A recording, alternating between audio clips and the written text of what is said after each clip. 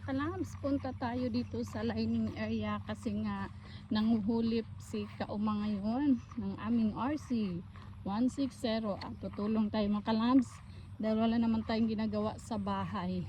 So ayan, nauna si Kauma kasi kanina nagluto pa tayo ng pagkain. So ayan, si Titami na ang nagpatuloy. So ganda ng palay dito mga kalabs. Yan, good morning. So punta tayo ng sakahan. Tapos na tayo maglinis ng bahay. Dito na naman tayo mga labs. Yan si Kauma.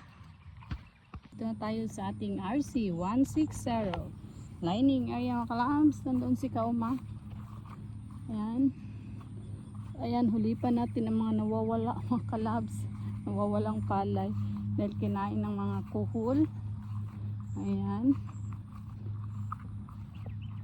yung si Kauma, maaga pa si Kauma kanina mga labs. So buhay magsasaka, hulipan natin para hindi sayang ang ating mga abono at saka yung mga ginagamit natin mga kalabs kasi sobrang mahal pa naman ang abono ngayon. So dapat maghulip talaga tayo. Yun si Kauma. Kaanat si Kauma. RC 160 lining area mga kalabs. Minsan lang tayo makapunta dito. Doon lagi sa Pawas area.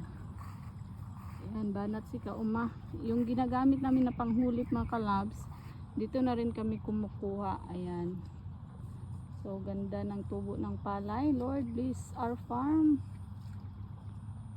Ayan, cover this with your precious blood. Multiple and bountiful harvest. Good Lord, akong gina-claim. Ayan. White na white. White na white daw ko mga loves. Ayan. I love Aiba ako ngayon. Yung ako ng kanilang produkto hindi ko ginamit. Ngayon ko lang kasi nakita. So ayan, I love Aiba. So sa mga gumagamit ng Aiba products, ang galing talaga ng Aiba products mga kalabs. So ayan na si Kauma. So ayan, that's it for today's video. Tutulong na ako mga kalabs. Punta na tayo dito. Ayan, wala tayong pang stand ng cellphone kaya di tayo makabidyo ng sarili natin na manghulip. Ayan, happy Thursday mga loves and happy farming. Tuloy lang, laban lang. At huwag kalimutan, always pray mga loves. Love, love.